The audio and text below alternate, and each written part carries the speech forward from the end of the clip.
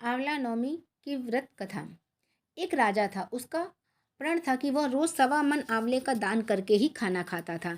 इससे उसके राज्य का नाम आंवल्या राज पड़ गया। एक दिन उसके बेटे बहू ने सोचा कि राजा इतने सारे आंवले रोज दान करता है, इस प्रकार तो एक दिन सारा खजाना ही खाली हो जाएगा।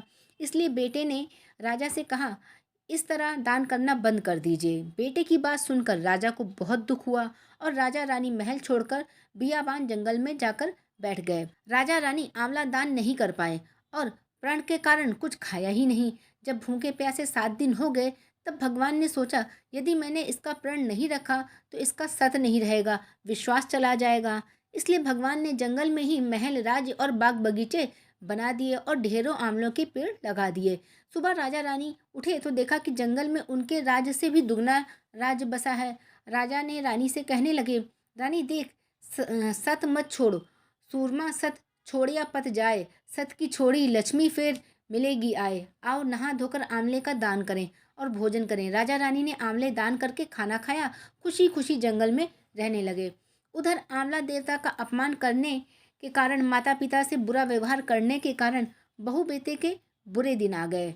राज्य दुश्मनों ने छीन लिया, दाने दाने के लिए मोहताज हो गए। काम ढूंढते हुए भी अपने पिता के राज में वो आ पहुँचे। उनकी हालत इतने बिगड़े हुए थे, पिता ने उन्हें बिना पहचाने हुए काम पर रख लिया। बेटे बहू सोच नहीं सकते थे कि उनके माता पिता इतने बड़े राज्य के मालिक हो सकते हैं, तो उन्होंने अपने माता पिता को नहीं पहचाना। एक दिन बहू ने सास के बाल गूंथते समय उनकी पीठ पर मसा देखा। उसे यह सोचकर रोना आने लगा, ऐसा मसा मेरी सास के भी था। हमने ये सोचकर उन्हें आंवला दान करने से रोका था, हमारा धन नष्ट हो जाएगा, आज वे लोग न जाने कहाँ होंगे। यह सोचकर बहू को रोने आने लगा और आंसू टपक टपक कर सास की पीठ पर गिरने लगे। रानी ने तुरंत पलट कर देखा, पूछा कि तू क्यों रो रही है। उसने बताया, आपकी पीठ पे जैसा मसा है मेरी सास की पीठ पर भी था। हमने उन्हें आंवला दान करने से मना किया था, इसलिए वे घर छोड़कर कहीं चले गए। तब रानी ने उन्हें पहचान लिया, सारा हाल पूछा और अपना हाल बताया।